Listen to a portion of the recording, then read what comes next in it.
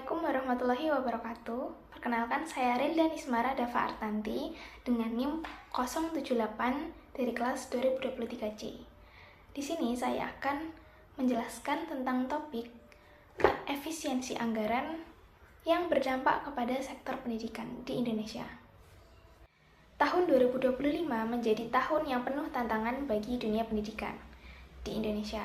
Pemerintah di awal tahun saja sudah mengumumkan kebijakan efisiensi anggaran nasional dengan pemangkasan belanja negara hingga lebih dari 300 triliun rupiah.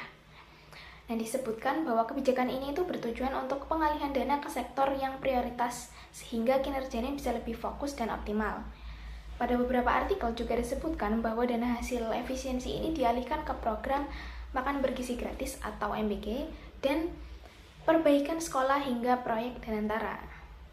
Namun, apa kalian tahu dampaknya bagi sektor pendidikan, khususnya pendidikan tinggi? Jadi, banyak perguruan tinggi negeri di Indonesia yang harus melakukan penyesuaian besar-besaran. Anggaran operasional kampus dipangkas, dana riset dan pengabdian masyarakat dikurangi, bahkan beberapa program pengembangan sumber daya manusia dan fasilitas kampus harus ditunda.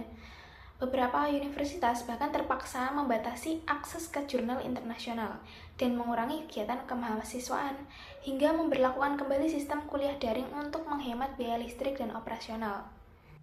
Masyarakat juga khawatir dan resah karena ancaman yang muncul pada program KIP akibat adanya efisiensi anggaran ini. Oleh karena itu, ada banyak respon protes dari masyarakat, terutama dari mahasiswa. Pada saat itu bahkan banyak mahasiswa yang melakukan aksi demo dari berbagai daerah untuk menuntut beberapa hal termasuk menolak pemangkasan anggaran pendidikan ini.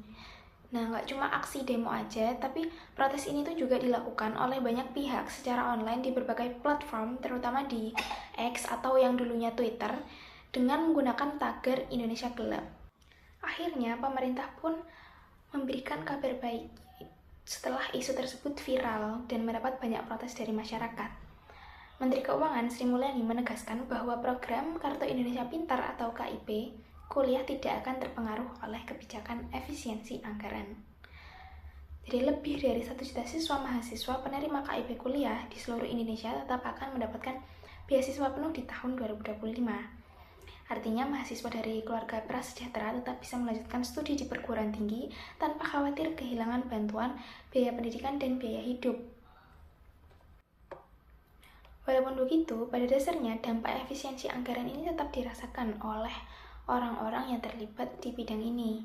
Seperti yang telah disebutkan tadi, beberapa layanan dan fasilitas di kampus yang dibatasi atau diganti.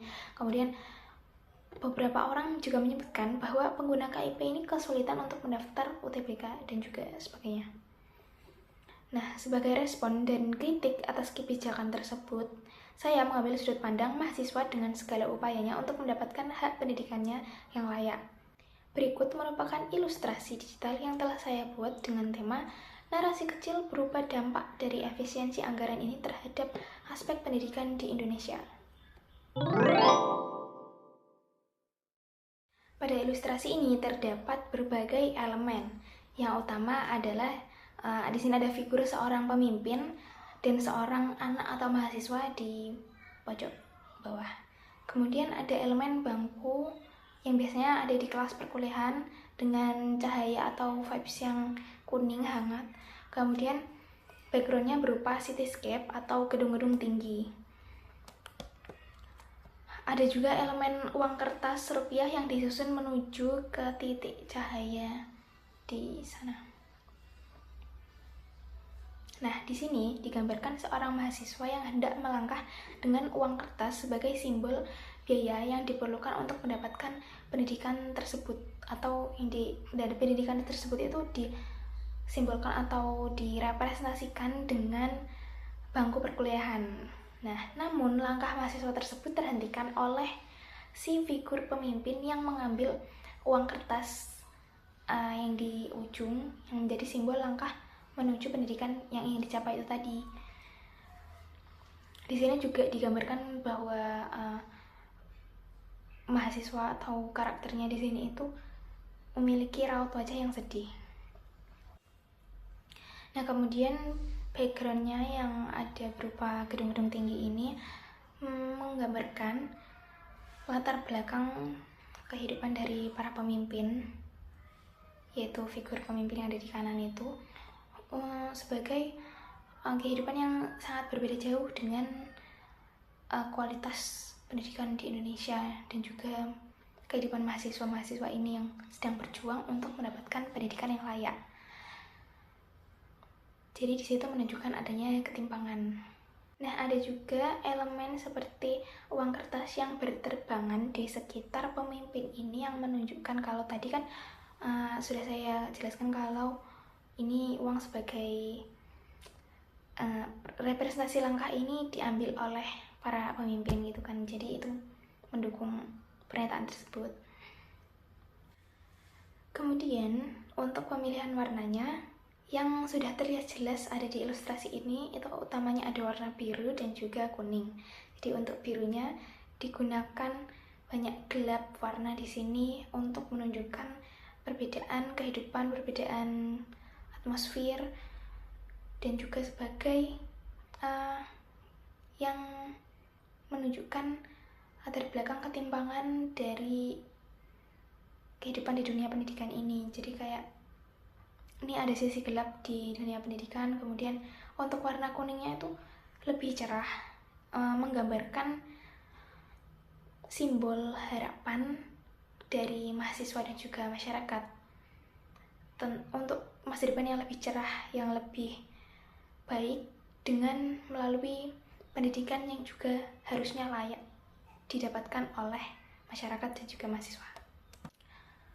Selain itu juga digambarkan perbedaan ukuran yang besar dari karakter pemimpin dan juga karakter mahasiswa untuk menggambarkan kalau pemimpin ini memiliki kuasa terhadap masyarakat, dan dalam hal ini itu digambarkan melalui mahasiswa memiliki kuasa yang besar, kemudian wewenang, dan juga digambarkan melalui pemimpin yang mengambil uang kertas di situ. Jadi secara keseluruhan ilustrasi ini menggambarkan kritik terhadap pemerintah dari para mahasiswa dan juga masyarakat dalam konteks dampak yang dialami dunia pendidikan dari efisiensi anggaran 2025 ini. Nah, kritik ini digambarkan langsung melalui dua karakter yang menjadi representasi pemerintah atau pemimpin, dan satunya sebagai representasi dari mahasiswa atau masyarakat yang langsung dihadapkan atau ditemukan dalam ilustrasi tersebut. Sekian yang dapat saya sampaikan. Terima kasih atas perhatiannya. Wassalamualaikum warahmatullahi wabarakatuh.